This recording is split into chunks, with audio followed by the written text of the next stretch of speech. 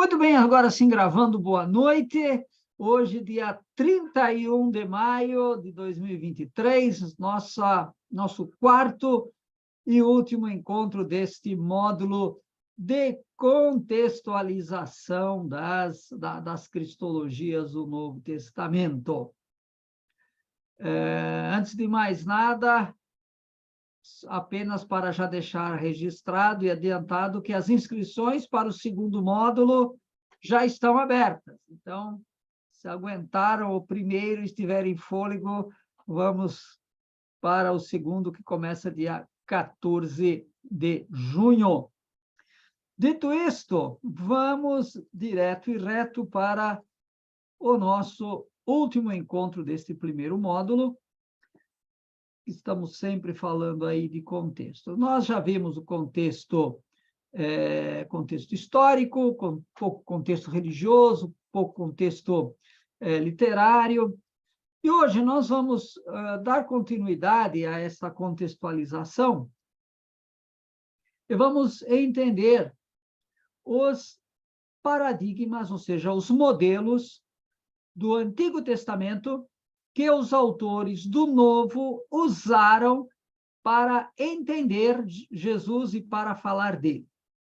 Então, rapidamente, qual será o nosso cardápio de hoje? Em primeiro lugar, vamos falar que há duas cristologias. Aliás, só duas, não, muitas cristologias, mas no caso aqui vamos deixar num determinado aspecto, dois tipos de cristologia. Depois nós vamos falar de 7 modelos, que significa que estão relacionados a como os autores do Novo Testamento leem o Antigo.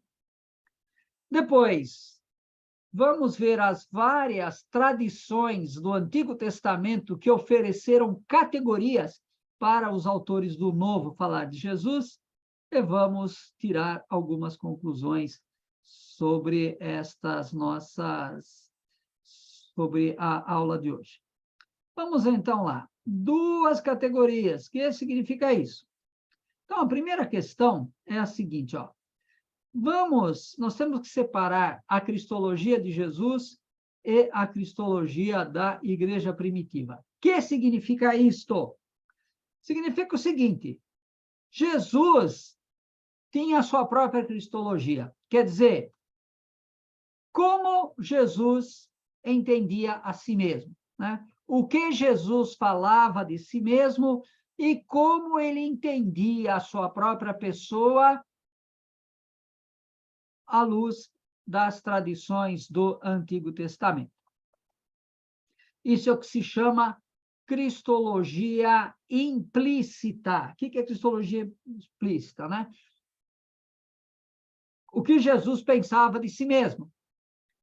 E nós encontramos isso nas palavras e nas ações do Senhor JC. Então, esta aí é o que nós podemos chamar de cristologia implícita ou a cristologia de Jesus. Obviamente, é uma cristologia muito difícil de a gente entender, porque, no fim, tudo aquilo que está registrado a respeito de Jesus é mediado pelos evangelistas. Então, é uma cristologia bastante difícil de reconstruir, porque Jesus não escreveu nada. Então, essa cristologia aí, ela é sempre uma incógnita. Por outro lado, nós temos a cristologia da igreja primitiva. E recordando que essa cristologia da igreja primitiva, ela é aquilo que os evangelizadores falaram de Jesus. E aqui vem outra coisa, porque quando eu falo evangelizadores, não estou dizendo os evangelistas, os autores dos evangelhos. Quer dizer, o que os discípulos que saíram por esse mundo afora, e a maioria deles não escreveu nada, o que eles falaram de Jesus? Então, por exemplo, a gente não sabe o que Paulo escutou. O que Paulo escutou de Jesus? A gente não sabe. A gente sabe o que Paulo entendeu. Agora, o que ele escutou, a gente não sabe. De qualquer modo, dentro desta cristologia dos evangelizadores, está ou estão as cristologias dos autores do Novo Testamento. E é então aí que a gente pode usar com mais... discutir com mais propriedade, porque aí nós vamos ver quais modelos do Antigo Testamento a igreja usou para falar de Jesus. Torno a dizer, não nos referimos somente aos evangelistas, autores dos 4 evangelhos, mas a toda uma gama enorme de anunciadores do evangelho que não escreveram nada. E é a chamada cristologia explícita, que está no querigma e nas profissões de fé da comunidade cristã. Quer dizer, então já é uma profissão de fé e, portanto, é algo já articulado, algo já elaborado. Então, primeiro ponto que nós tratamos hoje, 2 cristologias, a cristologia implícita, a cristologia de Jesus, e a cristologia explícita da comunidade primitiva. Não vamos confundir isso aí com alta cristologia, baixa cristologia, que isso é todo um outro vocabulário, por vezes até contestado, mas que não se aplica aqui no nosso caso. Acontece o seguinte, a igreja primitiva logo percebeu que, por melhores e bons que sejam os modelos do Antigo Testamento, Jesus supera. Jesus não está limitado àqueles paradigmas do Antigo Testamento. Por exemplo, Jesus é profeta, mas não é uma coisa que um profeta Jeremias, que um Isaías ou que um Ezequiel. Jesus é mestre de sabedoria, mas não é como os mestres autores dos livros sapienciais, como Kohelet, por exemplo. Jesus é rei, mas não tem nada a ver com Davi, ou melhor, não é como Davi, Salomão, Josias. Então, ao mesmo tempo que Jesus cumpre, né, que Jesus realiza aqueles modelos do Antigo Testamento, ele supera, vai além. E aí, então, nós temos que entender o seguinte, a igreja usou vários paradigmas do Antigo Testamento, que ela já encontrou prontos, e aplicou a Jesus. Só que uma coisa que nós temos que entender, isso que acabamos de falar é prova disso, é que não houve uma mera transposição mecânica, simplesmente pegar e aplicar, Ctrl+C, Ctrl+V, né? Cópia e cola. Mas houve muita adaptação, houve muito alargamento, seja do esquema, seja do significado daqueles paradigmas. Então, a igreja, ao mesmo tempo que se aproveitou, percebeu que Jesus não se limitava àqueles modelos. E é por isso que, para entender esta dinâmica, nós precisamos compreender também como os autores do Novo Testamento leram o Antigo. Quer dizer, como o Novo Testamento leu o Antigo, e é aquilo que a gente chama de hermenêutica do Antigo Testamento no Novo Testamento. E aí, então, temos 7 modelos. Eu posso fazer a pergunta como os autores do Novo Testamento leem o Antigo, é uma perspectiva, ou, se quisermos, como o Antigo Testamento e o Novo se relacionam. Qual é a relação entre esses dois? E devemos dizer que se trata de uma leitura de trás para frente, como a gente diria no bom português, que significa o seguinte, parte do fim para entender o começo. Né? Parte da novidade, o evento Jesus é algo novo, e partindo disso, vai entender o antigo. Então, esta é a perspectiva que nós temos de ler. E aqui nós temos 7 modelos com várias consequências para a cristologia. Quais são esses modelos? Nós temos 4 modelos de continuidade, 2 modelos de descontinuidade e um modelo híbrido, que é tanto continuidade quanto descontinuidade. Rapidamente, cada um deles, só para a gente se situar, vamos ver aí os modelos de continuidade. 4 modelos de continuidade. O primeiro deles é aquilo que a gente chama de promessa e cumprimento, né? Aquilo que normalmente a gente diz, Jesus cumpre tudo aquilo que tinha sido prometido no Antigo Testamento. Tá, então, Jesus cumpre, né? Jesus é Messias, Jesus Salvador, Jesus Libertador, Jesus perdoa, etc. Então, tudo aquilo que estava prometido no Antigo Testamento, Jesus cumpre no Novo. Óbvio, claro que aqui cada um desses modelos poderia ser discutido com bastante detalhes, mas vamos apenas situá-los para a gente entender como que, às vezes, a gente não pensa em determinadas categorias. O segundo modelo é aquilo que se chama de pedagogia e meta, né? A lei é pedagoga, isso está lá na carta de Paulo, né? A lei é pedagoga. Quer dizer, ela dá consciência do pecado. É isso que Paulo fala. A lei dá consciência do pecado, mas não liberta do pecado. Por isso que é necessário a meta, o objetivo, que é Cristo que liberta. Só Cristo liberta. Cristo é o fim, é a meta, é o objetivo da lei.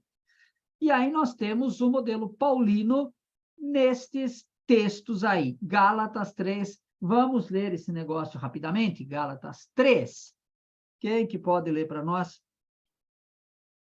Gálatas 3, versículos 24 e 25. Há outros textos de Paulo, mas isso aí já nos ajuda.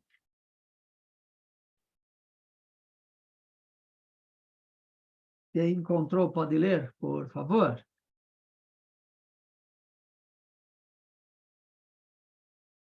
Gálatas 3, 24 e 25. De modo que a lei se tornou nosso pedagogo em direção a Cristo, para que fôssemos justificados pela fé. Mas agora que veio a fé, já não estamos sob os cuidados do pedagogo. Tá vendo? Então, a lei era pedagoga, mas agora que nós já atingimos a meta, já não precisamos mais, né? Então, esse é um dos modelos usados pelo Novo Testamento, pelos autores do Novo Testamento. Torna a dizer, teria muita coisa para dizer, mas podemos ficar por aqui quanto a esse modelo. Outro modelo é o modelo revelação-testemunho. O que significa isso? Revelação-testemunho, né? O conceito-chave aqui é antecipação. O que significa isso? Os acontecimentos do Antigo Testamento antecipam, preparam o acontecimento, o evento central do Novo Testamento, que é Jesus Cristo, Filho de Deus.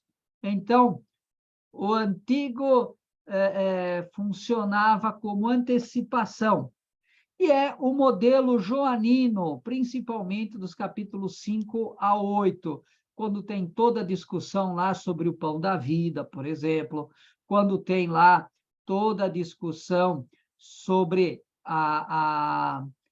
o bate-boca de Jesus com as autoridades judaicas, estão inseridos neste contexto aí. Outro modelo deste plano de continuidade, também chamado apocalíptico ou sintético, que é o seguinte: em Cristo nós temos o eschaton, né? O futuro escatológico, o fim dos tempos. Por quê? E aí, por isso que ele tem esse nome de sintético, porque Cristo sintetiza toda a história da salvação, toda a história do relacionamento entre o ser humano e Deus, né? Desde o Gênesis até a consumação dos tempos, todo o relacionamento entre Deus e o ser humano está sintetizado em Cristo. Então, vejam, estes são os 4 modelos de continuidade que, pelos quais o Novo Testamento lê o Antigo. Esses 4 modelos ajudaram os autores do Novo Testamento a falar de Jesus. Mas nós temos outros modelos, e nós temos, então, 2 modelos de descontinuidade. O primeiro modelo de descontinuidade é o modelo da superação ou substituição. Quer dizer, a nova aliança substitui, ou se vocês quiserem, supera a antiga, né? Jesus é o novo caminho de salvação. Jesus é o novo Moisés, e isso é bastante interessante lá. Uma das perspectivas para se ler o Evangelho de Mateus é que Jesus, no alto do novo Monte Sinai, é o novo Moisés que dá a nova lei para o novo povo de Deus, né?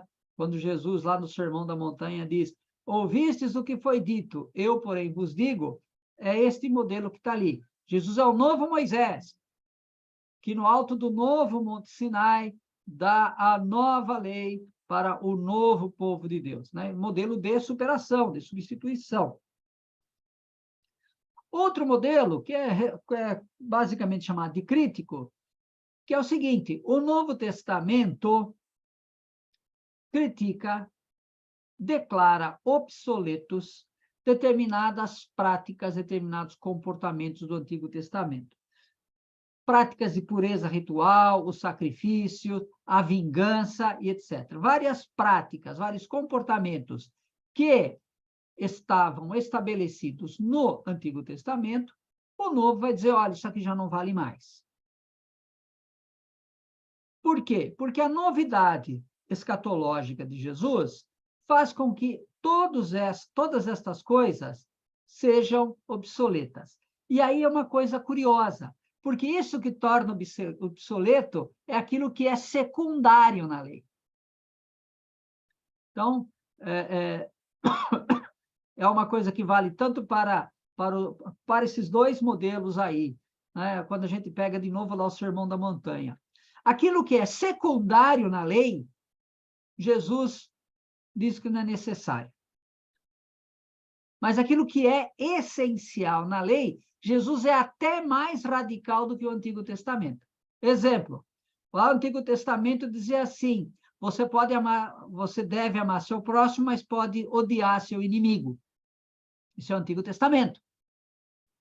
Jesus, o que faz? Como essa é uma questão essencial, leva à radicalidade, né? Eu vos digo: amai os vossos inimigos,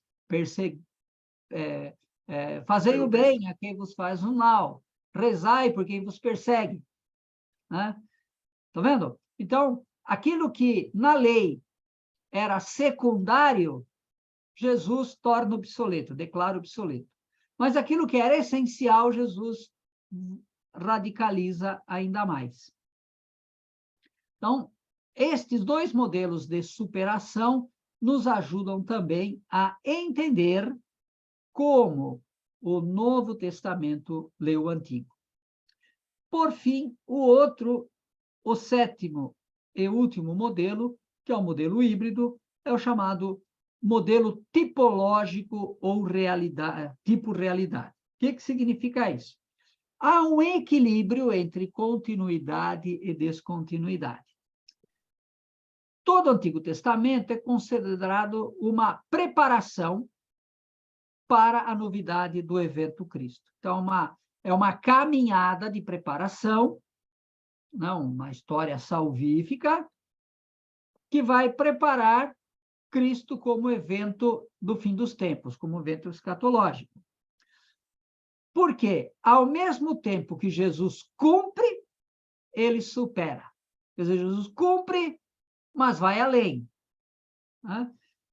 Esses, então, são os 7 7 modelos para entendermos o relacionamento do Antigo e o Novo. Está claro até aí? Espero que quem chegou um pouquinho atrasado tenha entendido, né? Então, estávamos falando de como o Novo Testamento lê o Antigo, como os autores do Novo Testamento retomaram o Antigo e falando de Jesus, às vezes deram continuidade àquilo que o Antigo Testamento ensinava, às vezes romperam, deram descontinuidade, e este último modelo, um certo equilíbrio.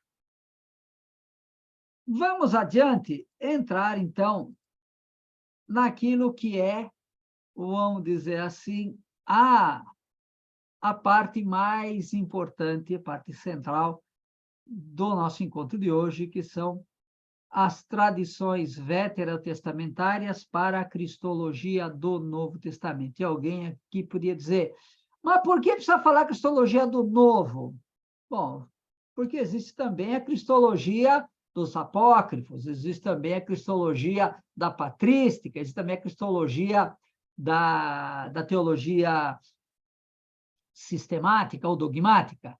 Mas, se nós levarmos em consideração que o Messias é um personagem que já tem um perfil no Facebook, já no Antigo Testamento, né? Então, podemos dizer que há também uma cristologia do Antigo Testamento. Quer dizer, o Antigo Testamento já traça um perfil do Messias. Mas aqui não são só estas tradições a respeito do Messias que são usadas, há várias outras. E é isto que é importante a gente perceber. Quais são estas tradições do Antigo Testamento que serviram para os evangelistas escreverem algo sobre Jesus? Então, algumas perguntas aí. De onde os autores do Novo Testamento tiraram suas ideias? Porque não vamos imaginar que tudo nasceu assim, caiu do céu em dia de limpeza, como se tivesse tido um despejo da iluminação do Espírito Santo e a coisa aconteceu do zero. Não foi bem assim, né? Nós temos que entender que as mesmas tradições do Antigo Testamento estão no Novo.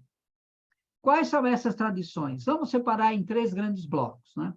Em primeiro lugar, a tradição legislativa, depois a tradição profético-messiânica e, por fim, a tradição sapiencial. Se vocês repararem, é mais ou menos o mesmo esquema das aulas que a gente tem em curso do Antigo Testamento, né? Pentateuco, profetas anteriores e posteriores, e depois literatura sapiencial e poética. Bom, vamos ver o que cada uma delas apresenta. Então, em primeiro lugar, a tradição legislativa tem como figura central, preponderante e irrenunciável Moisés. Tá? Então, o que significa isso? Que os autores do Novo Testamento vão pegar emprestado algumas características de Moisés para falar de Jesus. Tá? Então, nós vemos lá, Jesus é o novo libertador. Por quê? Pela sua morte e ressurreição, liberta o ser humano da lei e do pecado.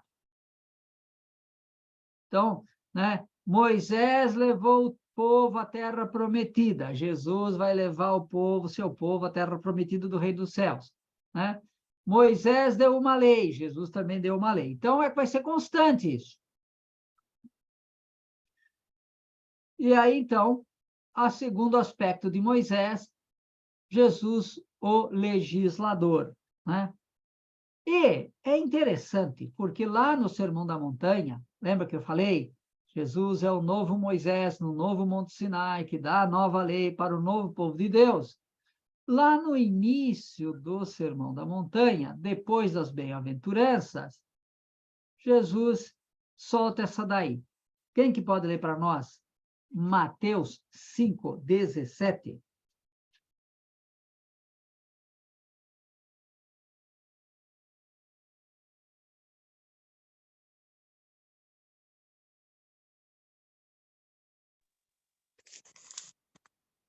Posso ler? Vai?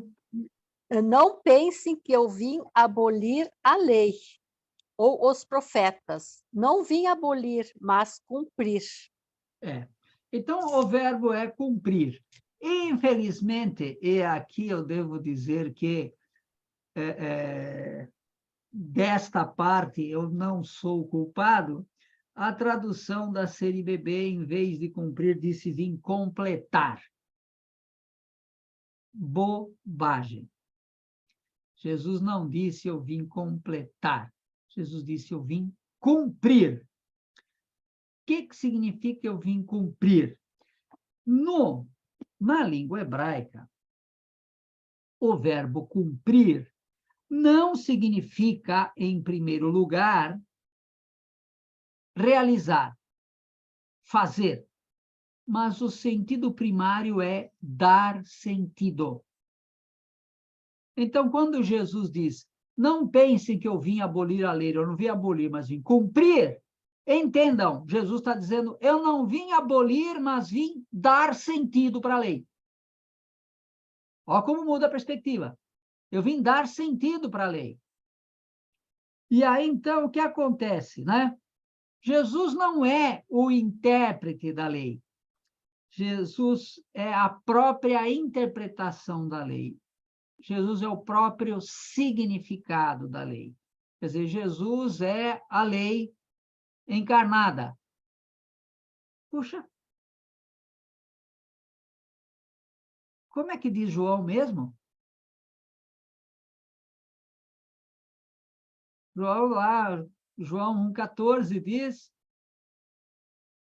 a palavra se tornou carne e habitou entre nós. Né? Esse termo aí, logos, nós vamos falar daqui a pouquinho dele, mas e se a gente traduzisse assim? A Torá se fez carne e habitou entre nós. Quer dizer, Jesus não é o intérprete da lei, é o próprio significado da lei. Ele é a interpretação da lei. Veja como isso muda a nossa perspectiva e como os autores do Novo Testamento, percebendo isso, que retrato eles tinham de Jesus. Então, esta é a tradição legislativa, rapidamente. Torno a dizer, infelizmente, não vamos poder aprofundar cada uma delas, porque cada uma delas a gente poderia fazer um curso só sobre isso. A segunda tradição é a tradição profética messiânica. Também essa tradição aqui é bastante interessante. Por quê? Porque é a tradição preponderante na cristologia do Novo Testamento. E ela segue 4 linhas fundamentais. Quais são estas linhas? Né? Primeiro, aquilo que a gente poderia definir como escatológica, depois davídica, terceira, sacerdotal sacrificial e quarta, apocalíptica. Rapidamente, cada uma delas. Quando falamos da linha profético-messiânica, né? Então, a linha profética, o que nós temos? Jesus é o profeta escatológico, o profeta dos fins dos tempos. Né?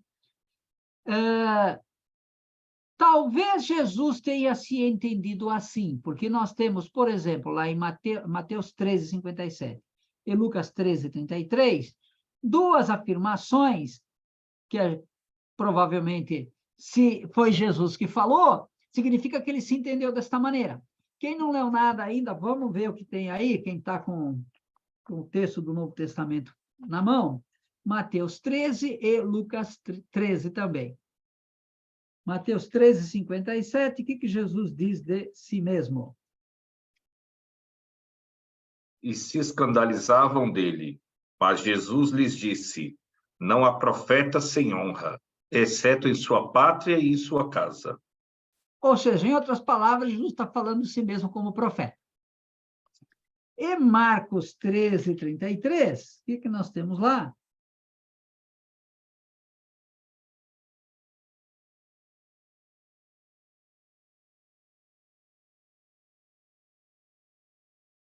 Jesus está falando, aliás, Marcos não, Lucas, né? Lucas 13, 33. Mas hoje, amanhã e depois de amanhã devo prosseguir o meu caminho, pois não convém que um profeta pereça fora de Jerusalém. Ou seja, Jesus está falando a si mesmo como profeta. Então, se estas palavras vieram mesmo da boca de Jesus, cristologia implícita, Jesus pensava a si mesmo como profeta. Agora, no querigma da igreja primitiva, isso é muito claro, porque Jesus aparece como profeta escatológico, que é citado lá atrás, em Deuteronômio 18. Lá em Deuteronômio 18, Deus promete que no lugar de Moisés surgirá um profeta. Né? Eu suscitarei em teu lugar um profeta. Né? O Senhor teu Deus suscitará, aliás, Moisés está falando, né? O Senhor teu Deus suscitará para ti, no meio de ti, dentre os teus irmãos, um profeta como eu. Então, havia a expectativa desse profeta. E é por isso que é curioso, porque com quem Jesus está conversando na transfiguração? Com Moisés e com Elias, a lei e os profetas. Agora, mais interessante ainda é que o próprio João Batista, quando diz, o que você fala de você mesmo?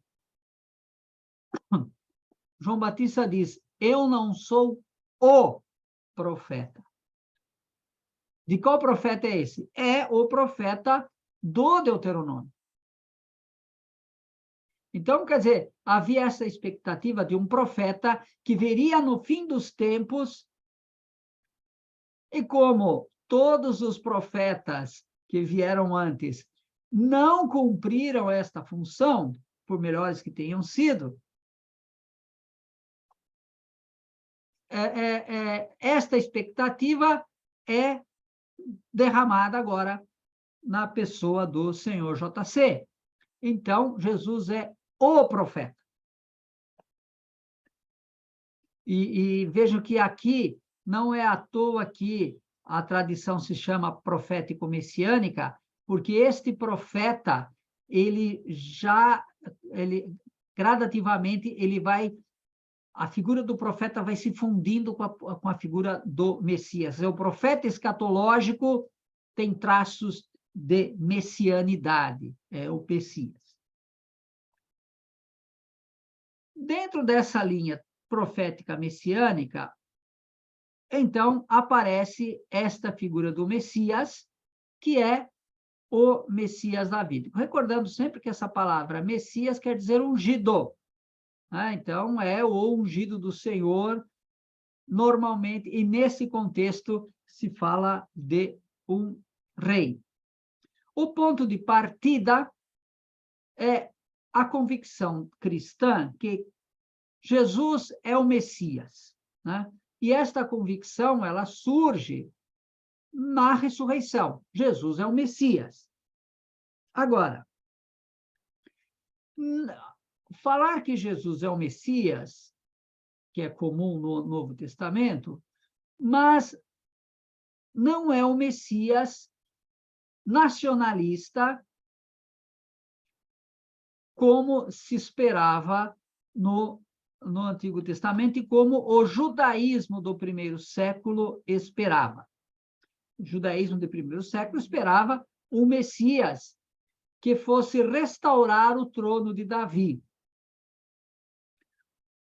Os autores do Novo Testamento mantêm essa ideia de Messias da casa de Davi, mantêm o título de Davi, mas esvaziam este título do nacionalismo. porque, de repente, Jesus não é Messias só para Israel, é para todo mundo. Vejam este Marcos 10, ele é bastante curioso, porque lá em Marcos 10, 47, né, nós vemos o milagre lá do cego Bartimeu, né, que pede para que Jesus o cure, e usa este título: Filho de Davi, tem piedade de mim. Vejam que, de repente, este filho de Davi tem poderes de milagre. Vai superando aquela ideia de um nacionalismo meramente político. Até o próprio Jesus, em outras ocasiões, acolhe, faz milagre para quem não é israelita. Agora, existe uma contraposição, essa é uma pergunta, se existe uma contraposição entre o conceito de filho de Davi e senhor de Davi. Parece que sim, porque em Marcos 12, no 35 a 37, né, lá num dos bate-bocas de Jesus com o pessoal do templo, ele diz isso daí, né? Que uma coisa é o filho de Davi, outra coisa é o senhor de Davi. Quem que pode ler para nós lá Marcos 12, 35 a 37?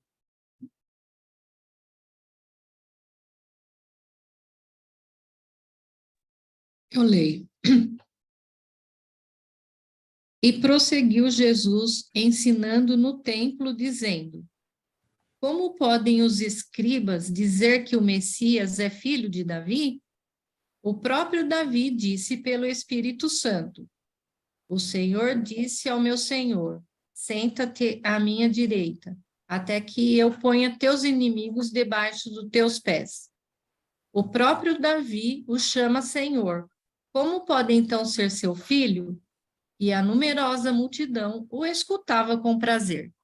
Então, parece que havia uma contraposição, embora não esteja suficientemente clara, entre ser filho de Davi e senhor de Davi. Então, quer dizer, o Messias, ao mesmo tempo que ele é descendente, ele é senhor. Né? Então, vejam que nós temos aí uma questão bastante curiosa, porque estes dois títulos aparentemente não se equivalem. Assim como também, e isto aqui a gente pode dizer que com certeza não se equivalem, filho de Davi não é a mesma coisa que filho de Deus. Tá? Então, filho de Davi é uma coisa curiosa, porque este título filho de Davi é aplicado ao Jesus terreno. Como nós acabamos de ver ali naqueles milagres do cego, filho de Davi, tem piedade de mim. Como é que o filho de Davi? Então, filho de Davi se refere a aplicado a Jesus, é o Jesus terreno. Mas o título filho de Deus é aplicado a Jesus ressuscitado. E cumpre aqui dizer que quando falamos aqui filho de Deus, os autores do Novo Testamento não estão pensando na segunda pessoa da Santíssima Trindade, porque os autores do Novo Testamento, quando o Novo Testamento foi escrito, a discussão teológica, a doutrina da Santíssima Trindade não existia ainda. Então, quando aparece a frase Filho de Deus no Novo Testamento, não pensem na segunda pessoa da Santíssima Trindade. É outra coisa, e daqui a pouquinho nós vamos tentar ajudar a compreender isso também. Mas, de qualquer forma, este é o retrato, vamos dizer assim, o conceito do Messias davídico aplicado a Jesus. Ainda na linha da tradição profético-messiânica, nós temos o conceito de sacerdote vítima, né? E aí é nessa tradição que aparece o conceito de servo de Javé. O conceito de servo de Javé, este título, ele está enraizado lá nos 4 cantos do servo sofredor a segunda parte do livro de Isaías, também chamado de Deutero Isaías. São, classicamente, 4 cantos que falam deste servo, um servo que é sofredor. Mas, e aqui que vem o problema, quem é este servo? De quem o Deutero Isaías está falando? Onde está o senhor Eduardo Cantelli, que já tivemos esta aula lá no curso de profetismo, né? E podemos dizer com certeza que o servo sofredor é uma das hipóteses. Isso, né?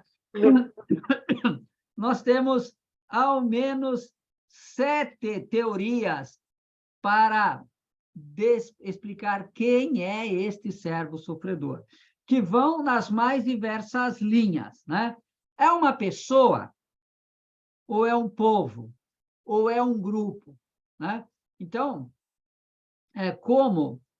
aparentemente, cada canto, são classicamente 4 cantos, nenhum deles define quem é o servo, então a gente está lendo um canto, deixa a impressão que é uma pessoa, passa para outro canto, dá a impressão que é o povo, passa para outro canto, a gente não sabe quem é.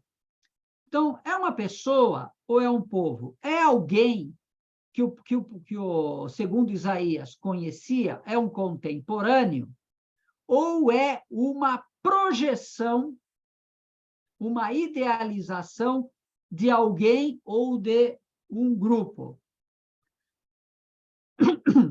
Na aula de profetismo, a gente gasta quase uma manhã inteira para discutir isso aqui, né? Quem é o servo sofredor?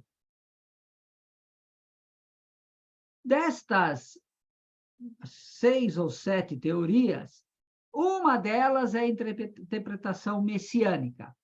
Mas aí vem de novo, é o Messias. Tá bom, mas de qual Messias nós estamos falando?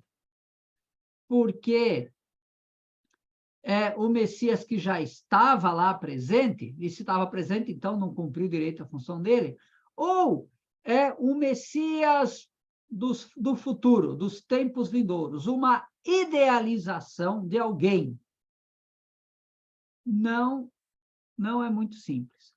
O que acontece é que alguns autores do Novo Testamento tomaram esta ideia emprestada e aplicaram a Jesus. Lembra que eu falei que é uma leitura de trás para frente? Né? Se eu parto de Jesus, eu vou dizer, tá vendo? Jesus cumpre esta profecia aqui. Mas aí eu tiro Jesus e pergunto, de quem que o profeta está falando no tempo dele? A gente não sabe.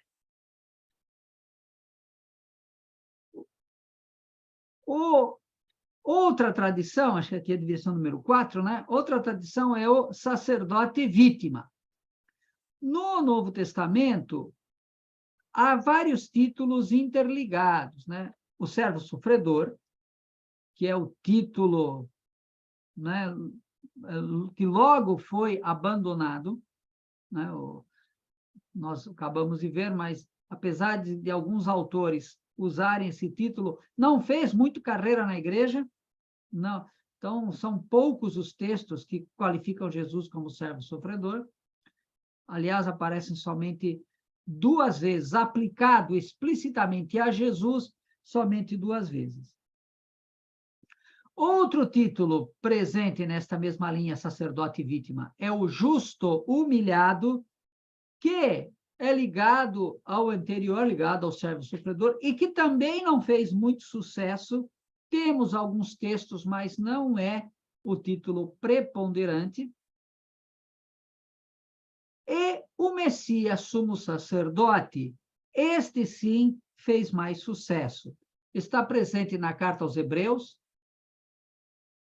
em toda a tradição joanina, quer dizer, Evangelho de João, 1 João e Apocalipse. Então, nesta linha do sacerdote vítima, o título que mais fez sucesso foi o Messias sacerdote ou sumo sacerdote. Aliás, toda a carta aos Hebreus, ela tem como função apresentar Jesus como o sumo sacerdote da nova aliança que supera os sacrifícios da antiga, que supera o sacerdócio da antiga. Né?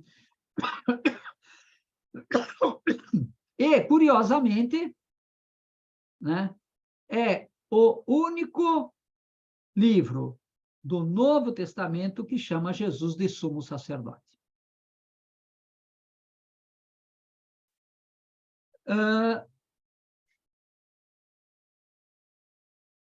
Por fim, nesta linha, a outra linha, terceira linha, né, escatológico-apocalíptica, nós temos o título Filho do Homem.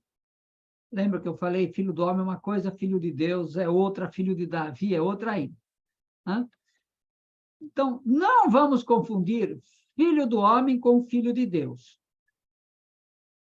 Torna a dizer, quando o Novo Testamento chama Jesus de filho de Deus, o autor não está se referindo à Santíssima Pessoa da Santíssima Trindade, mas está dizendo que Jesus tem a autoridade de Deus, tem todas as prerrogativas de Deus, tem o mesmo poder de Deus.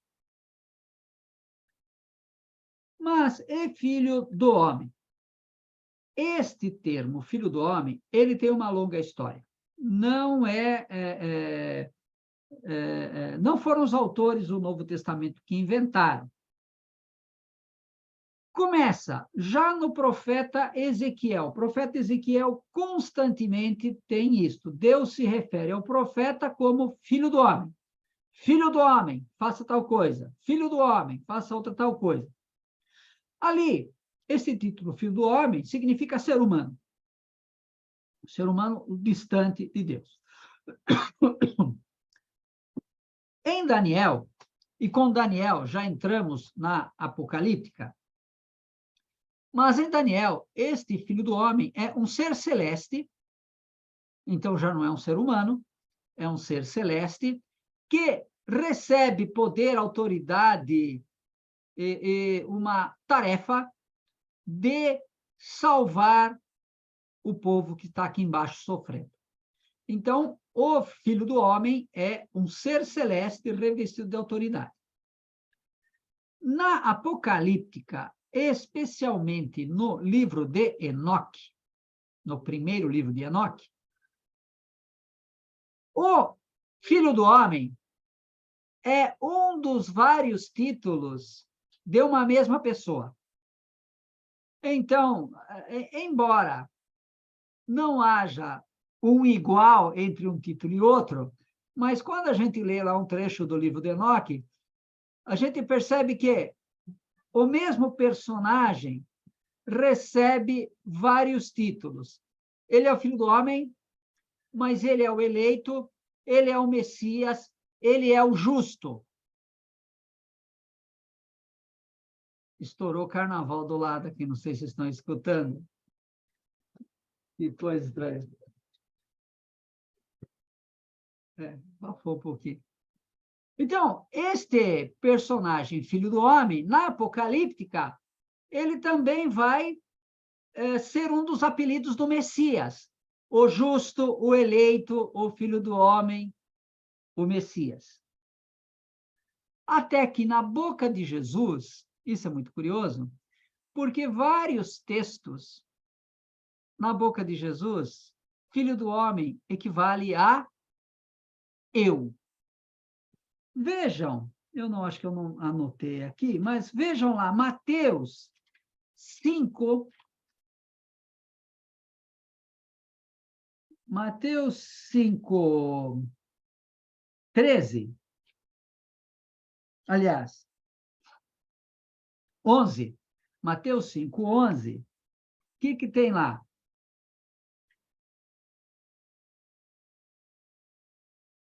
Mateus 5,11 tem uma afirmação. Depois da última bem-aventurança, o que tem? Bem-aventurados, é para ler? Sim. Bem-aventurados sois vós, quando vos injuriarem e perseguirem, mentindo, dizerem todo mal contra vós por causa de mim. Por causa de mim. Por causa de eu. Né? Por causa de mim. Agora, vejam o que tem esta mesma bem-aventurança em Lucas, capítulo 6, versículo 22. É a mesma bem-aventurança na versão lucana.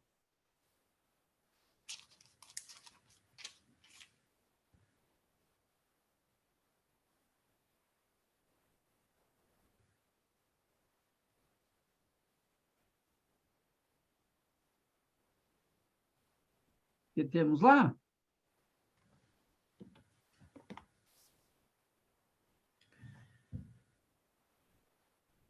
Bem-aventurados sereis quando vos odiarem, vos expulsarem e injuriarem, quando banirem o vosso nome como coisa má, por causa do Filho do Homem.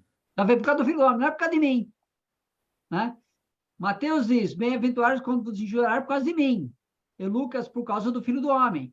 Então, quer dizer que, em boa parte dos evangelhos, o título Filho do Homem significa eu. Quer dizer, Jesus está aplicando a si mesmo que ele é um ser humano, de Ezequiel, que ele é um personagem divino que recebeu autoridade, como Daniel, e que é o Messias, o justo eleito, como na Apocalíptica. Então, é um título que tem toda uma caminhada, né? O significado vai mudando. E na boca de Jesus, que muitas vezes significa eu, está ligado à sua exaltação e à vinda do reino de Deus e ao juízo escatológico. Né? Lá em Mateus 24, texto que tem Daniel por trás, Mateus 24, 29, Jesus afirma, né? Assim acontecerá na vinda do Filho do Homem. Quer dizer, o Senhor vai voltar. 2 homens estarão trabalhando no campo, um será deixado tomado. Aliás, eu ir um pouco para frente, né? O 29 aparecerá no céu o Filho do Homem.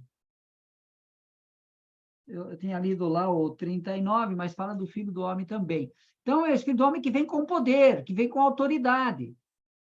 Esse Filho do Homem é um título que Jesus fala, está na boca de Jesus, para falar de si mesmo, da sua própria exaltação futura. Em Lucas 11, 20, alguém já encontrou Lucas 11, 20? Tem lá... né?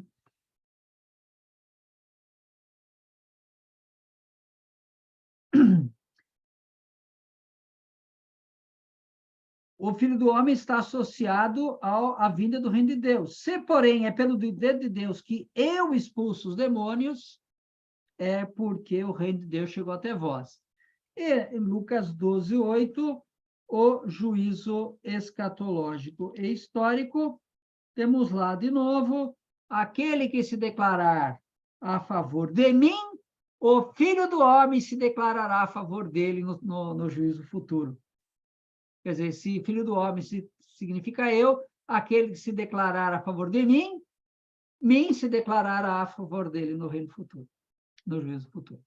Então, de novo, esse título Filho do Homem tem toda uma caminhada, tem um significado bastante complexo, e que Jesus, na boca de Jesus, todo esse significado está concentrado na sua pessoa, que Jesus usa Filho do Homem para falar de si mesmo. Vimos, então, a tradição legislativa, a legislação profética messiânica, entramos na tradição sapiencial. No Antigo Testamento, acontece um processo bastante lento de personificação da sabedoria, né? O Novo Testamento vai ser mais um passo desse processo. O Novo Testamento valorizou a sabedoria como mediadora entre Deus e os homens. No Antigo Testamento, a sabedoria é um atributo de Deus. Deus é sábio. Mas alguns textos já deixam entender que essa sabedoria não é só uma qualidade, ela parece que tem existência própria. Começa um processo de personificação. O Novo Testamento dá um passo adiante. E quando o Novo Testamento fala que Jesus não é somente o sábio, mas é a própria sabedoria de Deus, significa que Jesus cumpre as funções da sabedoria, né? Aquilo que nós vamos chamar de identificação metafísica vai acontecer só no período patrístico e vai ser necessário para o estabelecimento de Jesus como segunda pessoa da Santíssima Trindade, que tem existência própria. Não é o caso ainda, ou pelo menos alguns estudiosos defendem que não seja o caso ainda no Novo Testamento. No Novo Testamento, Jesus, a sabedoria, significa Jesus cumpre a função da sabedoria, né? Então, 3 títulos são atribuídos aí: sabedoria, mestre e o tal do Logos, que está no Evangelho de João, ou no corpo joanino. Então, em primeiro lugar, Jesus como sabedoria de Deus, como eu falei, o Novo Testamento vai acentuar o aspecto funcional. O que significa? Aquilo que seria a função da sabedoria, agora é a função de Jesus, né?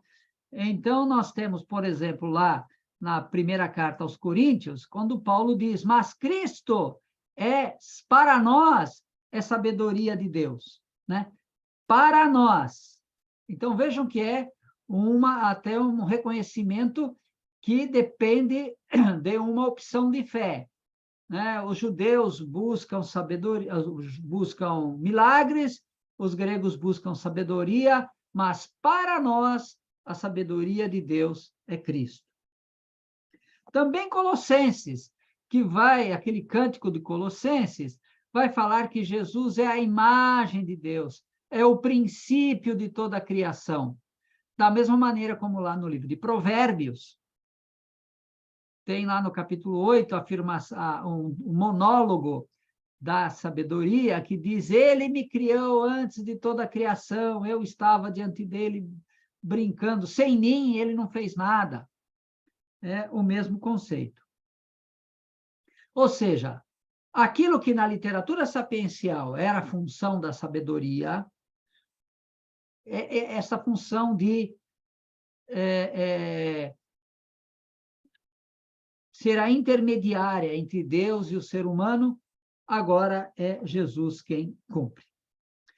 Só que, ao mesmo tempo, Jesus supera este conceito do Antigo Testamento, porque Jesus é igual ao próprio Deus. Então, Jesus simplesmente não é um atributo. Jesus é igual ao próprio Deus. Aí vem, então, de novo, o título Filho de Deus. A segunda ideia tirada da literatura sapiencial é que no sinótico Jesus é chamado de mestre. Gozado isso, né? Jesus é chamado de mestre só nos sinóticos.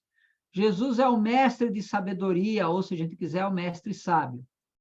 Que é um modo de dizer que tudo que Jesus ensina é palavra de sabedoria. Tudo que Jesus ensina serve para ensinar, para conduzir o ser humano à sua comunhão com Deus. É até gozado porque tem algumas frases lá nos sinóticos bastante curiosas. E uma delas é essa daí. Lá em Mateus 13, o povo escuta aquilo que Jesus ensina e diz assim: de onde lhe vem tanta sabedoria? Que sabedoria é esta desse rapaz? Ou, lá também em Mateus 12, que Jesus diz de si mesmo: aqui está alguém mais sábio do que Salomão. Vejam Jesus aplicando, ou o povo aplicando a Jesus, o título de sábio. Nos sinóticos, então, Jesus é sábio. Mas, né, não é a própria sabedoria. Aquilo que eu falei, né? Por enquanto, estamos na identificação funcional. Jesus não é ainda a segunda pessoa da Santíssima Trindade, mas ele cumpre aquilo que a sabedoria fazia no Antigo Testamento, agora quem faz é Jesus. Ele ensina o povo o caminho correto. E terceira e última aspecto desta tradição sapiencial é o logos. Esta palavrinha logos, traduzido nas nossas Bíblias como palavra ou verbo, né, que está lá no início do Evangelho de João, primeira frase do Evangelho de João, no início era o logos. Era a palavra, o verbo, dependendo como a nossa Bíblia traduz. Esta palavra aí, ela não foi inventada, o conceito não foi inventado por João. João já encontrou este conceito pronto. Ele está presente em algumas correntes teológicas e filosóficas no final do século I a.C., início do século I depois de Cristo. Então, é um conceito que já circulava, já estava presente em algumas correntes teológicas e filosóficas. João se apropria dela. Mas João não simplesmente se apropria dela. Por quê? Ele também faz adaptações. Na Bíblia hebraica, é o conceito que está presente lá no capítulo 8, quando a sabedoria fala de si mesma como, já no processo de personificação, fala de si mesmo como uma pessoa que está ganhando, um atributo de Deus que está ganhando vida própria. Na Septuaginta, na Bíblia grega, ela está presente em 2 livros. Em primeiro lugar, lá no livro da Sabedoria, neste capítulo 7, depois do capítulo 9, e no capítulo 24 do livro de Eclesiástico. Até este capítulo 7 aqui é bastante curioso, porque usa as categorias da luz para falar da sabedoria. Tem lá uma série de 21 atributos. E estes atributos, para falar olha como são os passos. O autor do livro da sabedoria equipara sabedoria e luz. O João retira o conceito, não que retira, mas substitui a palavra sabedoria por logos. E aí, o que acontece? Usa a mesma série, os mesmos conceitos que estava lá no livro da sabedoria para falar sobre a sabedoria como luz, usa para falar de logos como luz, quer dizer, para falar de Jesus como luz. Vejam como este conceito ele já era muito difundido, e o autor do Evangelho de João se aproveita muito bem dele para falar de Jesus, né? Porque aqui o destaque, novamente, está no relacionamento Deus e o ser humano. A sabedoria é quem estabelece essa mediação, né? E agora, Jesus é a plena expressão desta comunhão, porque ele é a sabedoria encarnada, ele é o Logos encarnado, é a Torá encarnada. Ufa! Vejam quantos conceitos estão ali no Novo Testamento. A gente tromba com eles continuamente e a gente não sabe de onde veio, não sabe o que significam, né? Num dos livros que eu indiquei lá na bibliografia, uma tal de Cristologia do Novo Testamento, do Giuseppe Segala. Lá tem bastante pormenorizado toda essa parte aí, tem esse núcleo, eu fiz uma síntese daquele livro lá, mas lá está bem mais espichado para quem quiser aprofundar. Eu costumo dizer o seguinte, que estes paradigmas que os autores do Novo Testamento encontraram lá no Antigo são como fantasias, né? Quer dizer, querem explicar Jesus de uma maneira, joga uma roupa em cima, né? Então, veste Jesus como fantasia de sabedoria. Em outras circunstâncias, não, aqui eu preciso do Filho do Homem. Não, aqui eu preciso do Messias Davi. Então, são várias fantasias que os autores do Novo Testamento usaram para vestir Jesus e para explicar o que eles entenderam de Jesus e para dar o significado de Jesus. Por que eu estou fazendo essa observação?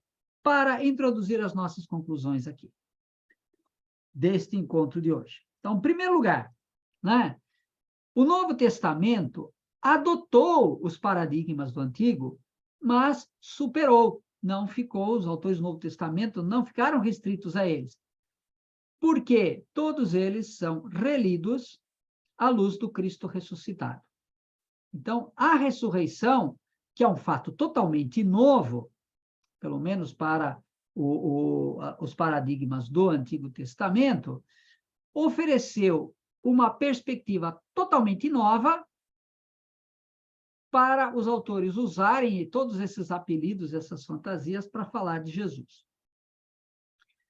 A interpretação, então, que o Novo Testamento faz do Antigo não segue um método científico, mas o método rabínico ou midrástico, que é buscar sempre o significado das mais diversas maneiras, né?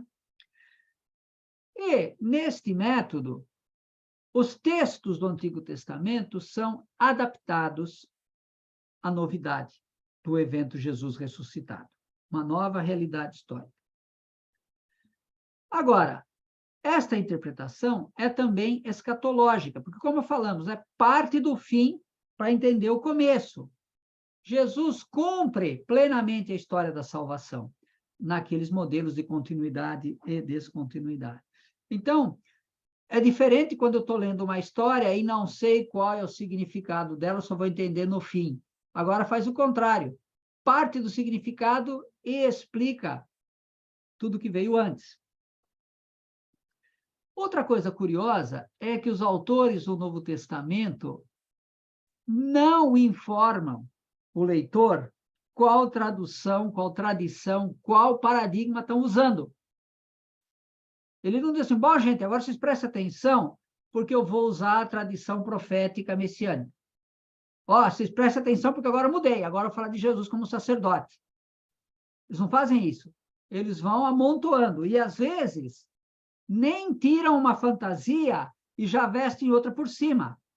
Então, muitas vezes, nós temos lá, no mesmo texto, uma sobreposição destas tradições. É por isso que, às vezes, a gente não consegue identificar muito claramente uma da outra. Os autores cristãos da patrística, os chamados pais da igreja, ou padres da igreja, os autores posteriores, né? Santo Inácio de Antioquia, São Gregório de Nissa, São Gregório Nazianzeno, Policarpo e vários outros, né? Vários outros autores, gostaram da brincadeira e também usaram não só os paradigmas do Antigo Testamento, mas também daquilo que era da cultura, da religião ou do mundo ao redor deles. Então, é muito comum, quando a gente vai ler os padres da patrística, os autores da patrística, lá de Daquê, por exemplo, usam categorias que não são do Novo Testamento, não são do Antigo Testamento, perdão, mas são da cultura do seu tempo. E a gente vê isso também nas obras de arte, como, por exemplo, é muito comum ver Jesus com a roupa do imperador, e os apóstolos com a roupa dos senadores, para dizer, então, que agora o império de Cristo se impôs. Agora, até hoje, a cristologia, ou a história da cristologia, é uma busca incessante de encontrar novos paradigmas para compreender sempre de uma maneira mais clara, mais atual, a vida, a pessoa, a mensagem, a obra de Jesus. Exemplo, né? Nós podemos dizer que Jesus é o antivírus para combater o vírus do pecado que contaminou, né, que infectou o sistema operativo da humanidade. Já estou usando uma linguagem de computador, né? Vejam, buscar formas novas de explicar Jesus é um modo de fazer com que Jesus seja sempre atual. Todas estas formas têm as suas potencialidades, todos esses conceitos, tanto que nós vimos aqui como os que hoje poderíamos usar, todos eles têm as suas potencialidades e as suas limitações. Não podemos ter medo de usar conceitos. O que a gente tem que entender é que nenhum deles explica Jesus totalmente. Jesus sempre vai escapar a qualquer conceito. Por fim, antes ainda, mas não menos importante,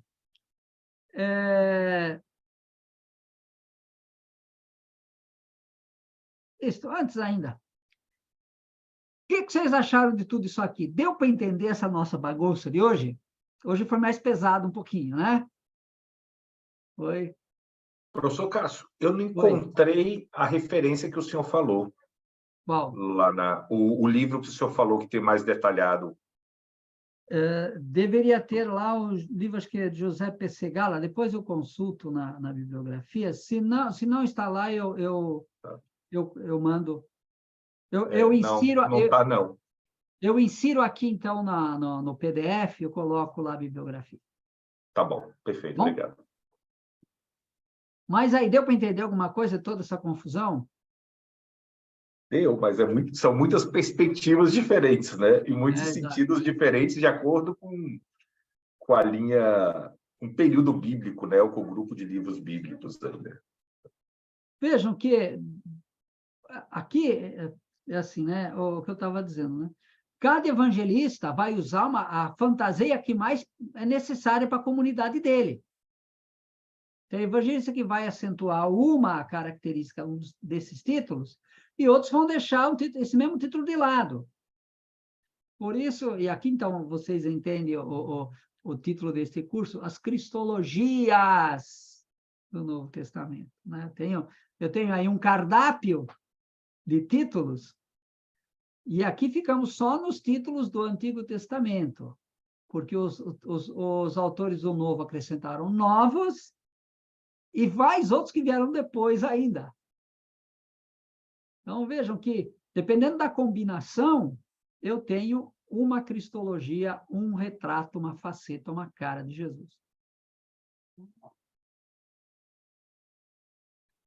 E a soma dela nos ajuda a conhecer melhor quem é Jesus de Nazaré, certo?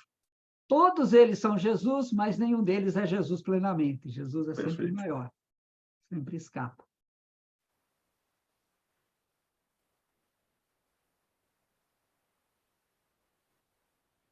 Mais alguém quer fazer alguma consideração? Pergunta, crise? Agora, então, o que vocês acharam do curso? Serviu para alguma coisa toda essa conversa aqui? Não só a aula de hoje, mas as outras? Deu para acompanhar um pouquinho, pelo menos? Para mim, deu para acompanhar e me deixou na expectativa aí dos próximos módulos, né? Da gente aterrissar um pouquinho dessa introdução que a gente viu aí no detalhe de cada um dos evangelhos.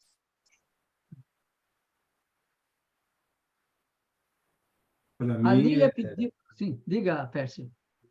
Para mim, foi muito importante esse contexto todo que o professor apresentou para a gente consegue compreender porque tem tantas visões, né? Se a gente não tivesse esse contexto todo, essas aulas introdutórias, a gente acharia que essas visões de Jesus são tanto artificiais, né? Mas não, é consequência da cultura, da história, do momento em que elas foram criadas. Nada caiu pronto do céu, isso que é... Exatamente. Nada nasceu pronto. É. Cássio, uma pergunta. Sim. Eu não sei se vou conseguir elaborar bem. Como é que fica, a partir destas interpretações, a teologia dogmática, por exemplo? Essa é uma das grandes brigas em exegetas e dogmatas, né? Por quê? Principalmente a teologia dogmática na linha católica, né? Que está muito preocupado com dogmas, com conceitos e com fundamentos morais, fundamentos não, com consequências morais, etc. Uma das grandes brigas entre exegetas e pessoal da teologia é que, muitas vezes, o texto bíblico é usado como fundamento. Só que nem sempre o texto bíblico é respeitado. Mais uma vez, eu tive que discutir com um colega que dizia assim, você tem que parar de falar da teologia nas suas aulas de Bíblia. E eu respondo assim, é tão simples, é só você parar de usar a Bíblia para fundamentar o dogma. Né? Porque, às vezes, o dogma está tão preocupado com uma elaboração sistemática que esquece que os textos bíblicos não têm essa elaboração. Não tem uma elaboração sistemática. Os autores bíblicos ainda estavam, principalmente no Novo Testamento, estavam tentando entender alguma coisa.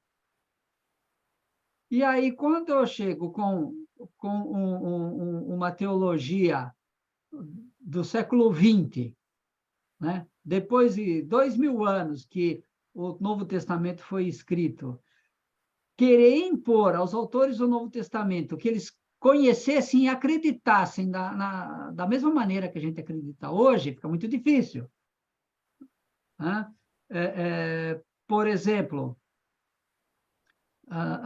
vou tomar aquilo que eu falei, né?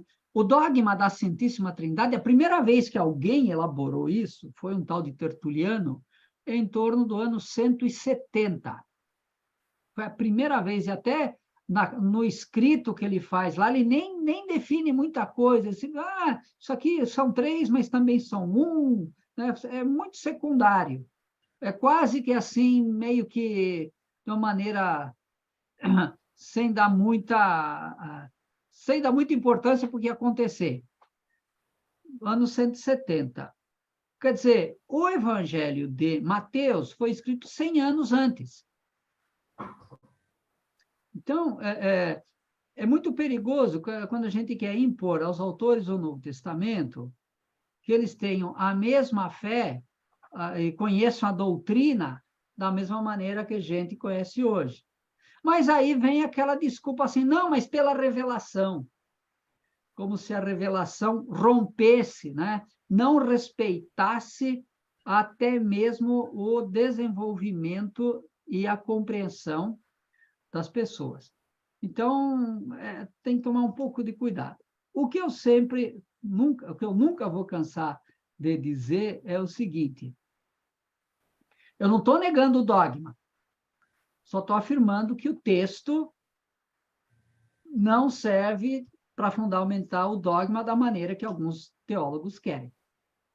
Eu estou aqui com a Gracilene, que está fazendo o curso comigo de Salmos, e ontem nós vimos lá os Salmos Régios, né, que tem lá um trecho que é usado numa liturgia mariana, uma liturgia da Assunção de Nossa Senhora na Igreja Católica, um texto lá que é usado como salmo na missa.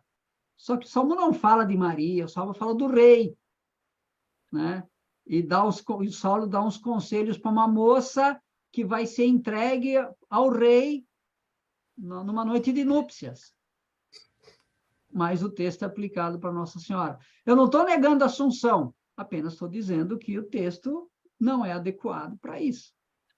Então, essa é um pouco a questão, né? Que às vezes os biblistas, exegetas, não quem faz hermenêutica, mas quem faz exegese de uma maneira mais rigorosa, de vez em quando tem uma certa dificuldade com os dogmáticos, por causa disso. Os dogmáticos querem síntese, né? Então, eu tenho 99 textos que dizem que Deus é corintiano. E um texto que diz que Deus é palmeirense. Os sistemáticos vão dizer assim, está vendo? Deus é corintiano. Os exegetas vão dizer inconclusivo, porque enquanto você não me explica um único texto que diz que Deus é palmeirense, você não pode afirmar que ele é corintiano. Então, o pessoal da teologia quer síntese, e muitas vezes na síntese ficam de fora questões complicadas, né? E o pessoal da exegese quer análise. Quanto mais diferente, melhor. O pessoal da síntese quer quanto mais semelhante, melhor. E o pessoal da exegese, quanto mais diferente, melhor. É todo um universo nessa discussão teológica aqui. Mas eu espero que vocês tenham gostado, não tenham desanimado, tenham aproveitado aquilo que foi possível. Eu sei que é muita coisa, eu sei que são muitos conceitos, eu sei que é uma avalanche de ideias e que às vezes até demora para a gente digerir. Mas, supondo que vocês tenham gostado, duas coisas. Em primeiro lugar, se alguém necessitar das horas, precisa fazer o exercício, né? Até hoje ninguém tenha se manifestado, mas hoje alguém mandou ali, o Eliseu pediu, eu necessito, então eu vou elaborar um trabalhinho, não será de extrema complexidade, 500 páginas, tá bom? Né?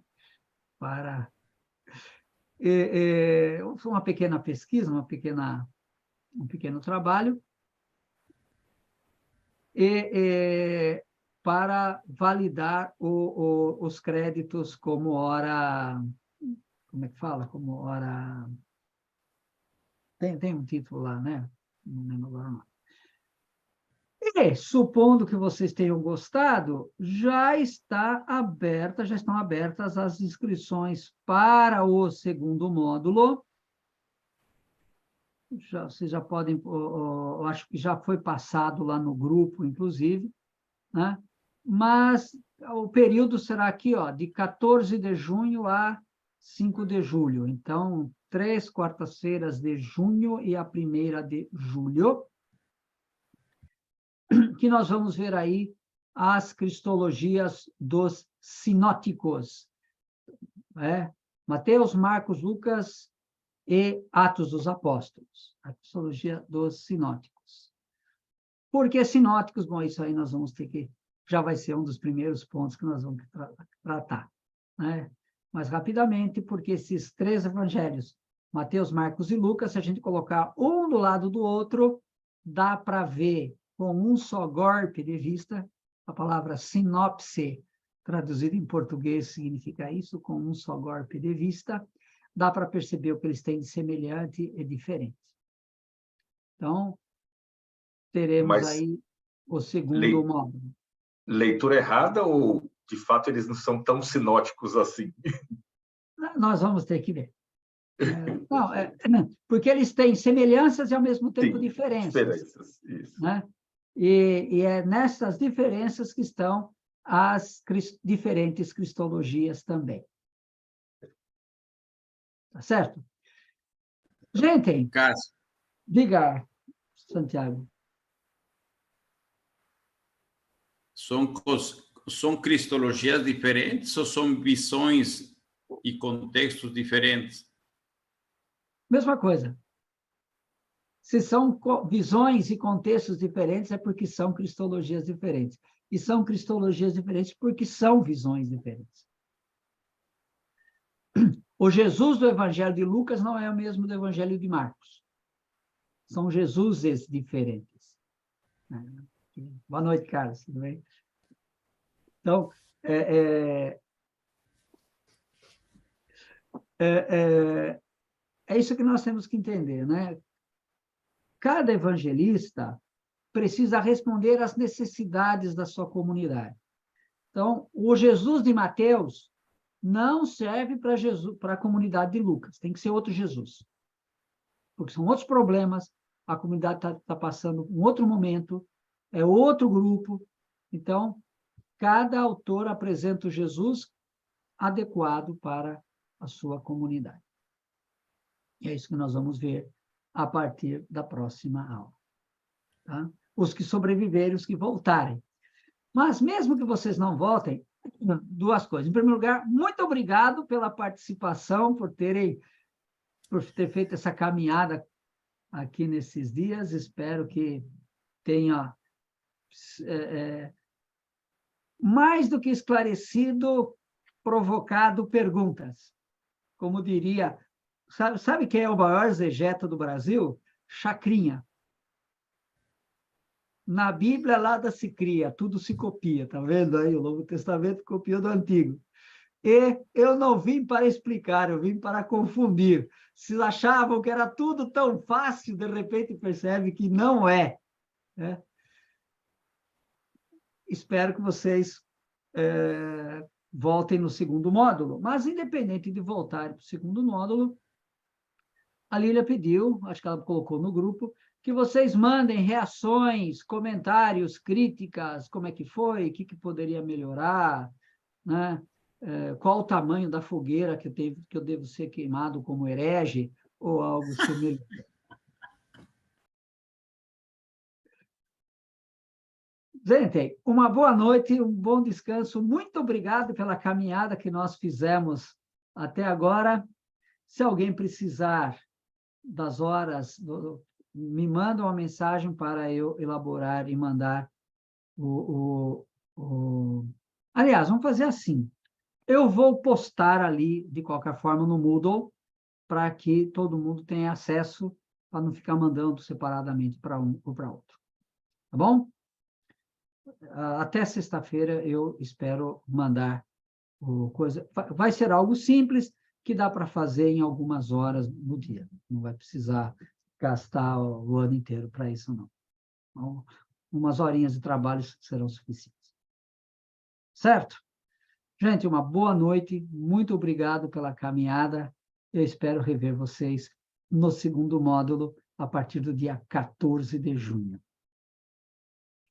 Boa noite, professor. Tchau, tchau. É o segundo módulo.